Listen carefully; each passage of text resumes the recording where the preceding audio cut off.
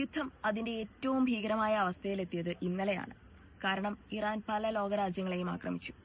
Saudi അറേബ്യയുടെ oil refineries, ഖത്തറിന്റെ LNG plant, അതുപോലെ തന്നെ കുവൈറ്റിന്റെ ഓയിൽ ഫെസിലിറ്റീസ്. ലോകത്തില് ഇന്നലെ ഒറ്റ ദിവസം കൊണ്ട് ഓയിലിന്റെ വിലയിൽ വന്ന വ്യത്യാസം 130 മുതൽ 140 വരെ ഡോളറാണ് ബ്രെന്റ് ക്രൂഡ് ഓയിലിന് വർദ്ധിച്ചത്. അതുപോലെ യൂറോപ്പിലേക്കുള്ള ഓയിലിന്റെ പ്രൊഡക്ഷന് 7% ഇന്നലെ ഒറ്റ ദിവസം കൊണ്ട് വ്യത്യാസം വന്നത്. എന്താണ് പെട്ടെന്ന് ഇങ്ങനെ ഒരു വലിയ ആക്രമണത്തിലേക്ക് ഇറാനെ നയിച്ചത് എന്ന് ചോദിച്ചാൽ, ഇന്നലെ മാർച്ച് 18 ഇസ്രായേലിന്റെ ഭാഗത്ത് നിന്ന് ഇറാന്റെ സൌത്ത് പാർ ഗ്യാസ് ഫീൽഡിലേക്ക് ഒരാക്രമണം ഉണ്ടായി. അതിന്റെ ഭാഗമായിട്ട് അവിടെ വലിയ തീപിടുത്തവും നാശനഷ്ടങ്ങളും എല്ലാം സംഭവിച്ചു. കാരണം അത് ലോകത്തിലെ തന്നെ ഏറ്റവും വലിയ ഗ്യാസ് ഫീൽഡാണ്. ഇറാന്റെ 80% ഗ്യാസ് പ്രൊഡക്ഷൻ നടക്കുന്നത് അവിടെയാണ്.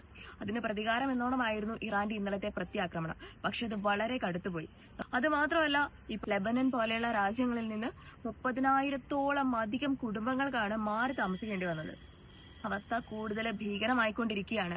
അതുപോലെ ഓയിലിന്റെ വില, ഗ്യാസിന്റെ വില എല്ലാം ഉയർന്നുകൊണ്ടിരിക്കുകയാണ്.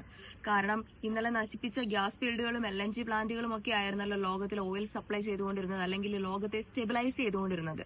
അപ്പൊ ഇന്നലെ അതിന്റെ നാശം സംഭവിച്ചതോടുകൂടി വില കുത്തനെ തന്നെ ഉയരുന്നുണ്ട്. പക്ഷേ നമ്മുടെ ഇന്ത്യയെ സംബന്ധിച്ച് അത് എങ്ങനെ ബാധിക്കുമെന്ന് ചോദിച്ചാൽ, ഇന്ത്യ അത് അത്ര വലിയ കാര്യമായിട്ട് ബാധിക്കാൻ സാധ്യതയില്ല.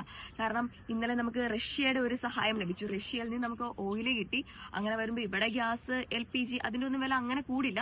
പക്ഷേ ലോകത്തെ മറ്റു പല രാജ്യങ്ങളെയും അത് തീവ്രമായിട്ട് തന്നെ ബാധിക്കും.